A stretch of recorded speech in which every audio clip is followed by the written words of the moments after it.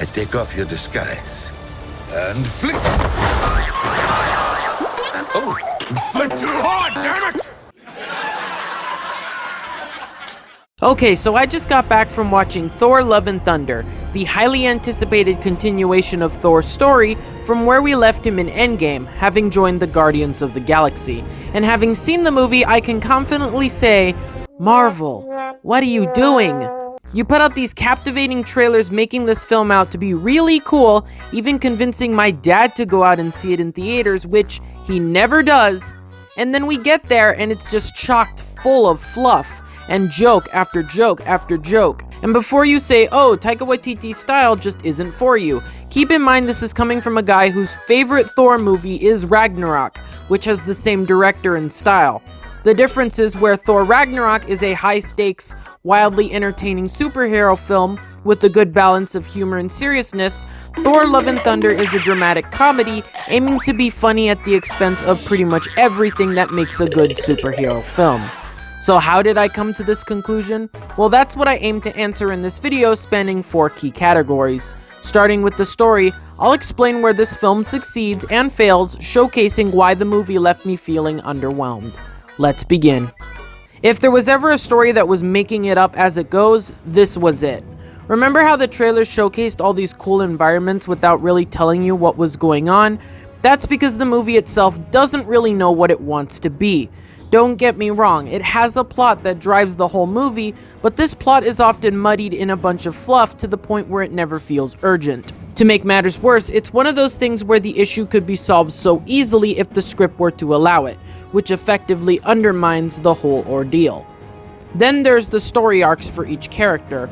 Although there is an attempt to make them compelling, ultimately they're either underdeveloped or unfinished, and push the character back instead of forward.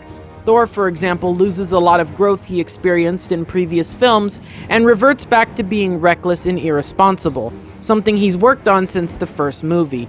And then there's the randomness.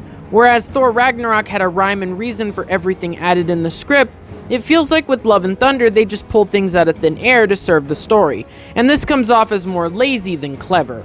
I wish there was a bit more attention put into the jokes instead of, this is funny so we're gonna do it regardless of the context and how much it doesn't belong. But it's not just the story that suffers, the characters take a hit as well. Although side characters like Valkyrie and Zeus don't pose a problem, key characters such as Jane Foster, Gore, and Thor himself aren't so lucky. Gore in particular is especially frustrating because you can see the talent behind his character with actor Christian Bale bringing his A-game. But it's not enough to save Gore from sliding into the role of a mustache-twirling villain, rather than a compelling one like Hela from Thor Ragnarok. Whereas she has a personal connection to Thor, driving home that movie's theme of family in a very powerful way, Gore is your typical bad guy trying to take over the world with no connection to our main character other than being an obstacle. To their credit, they do give him a sympathetic backstory involving something important to him, but he is nowhere near as good as villains like Thanos, Killmonger, and the Mandarin. As for Jane Foster, she's for the most part alright, but you can definitely see her personality has been exaggerated for comedic effect. Whereas she used to be a tad socially awkward, in this film she routinely trips over her sentences and confuses herself, making her status as a scientist less believable. But really, these are minor things compared to the biggest offender, Thor himself. I don't know why they thought that turning Thor from a confident, powerful, witty god into a weak, carefree fool was a good idea. At least before he could be taken seriously, but now he's a total laughingstock, who has to tell a joke or be the joke every 5 seconds. I'm glad this film doesn't keep Thor like this for every scene, but it's enough that by the end of the film, I was thoroughly annoyed and couldn't enjoy the more serious moments with his character.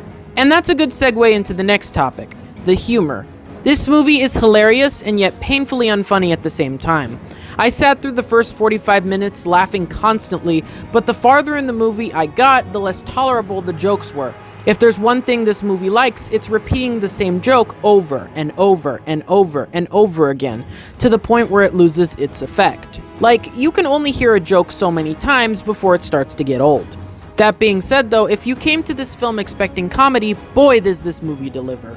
It's littered with jokes and humor from every angle, but for me personally, it was a bit too much to swallow and definitely made this the most lighthearted and silly Thor movie in the franchise. You know what, it's kind of reminiscent of Venom 2, which favored a more comedic atmosphere and fun over seriousness. There's not much to say about the quality of the visuals. It's Marvel, it's Disney, their graphics department is top-notch, but much of the spectacle that was presented in the trailer didn't really deliver the same impact in the film itself, and I found myself shifting focus more to the characters. Like, there's this huge city more intricate than a maze, but forget about that. Focus on this scene where Thor gets stripped naked. It almost feels like Marvel knows the audiences are already used to the visual specter of their films, so they try to reduce its presence as much as possible and have audiences instead focus on the more comedic beats.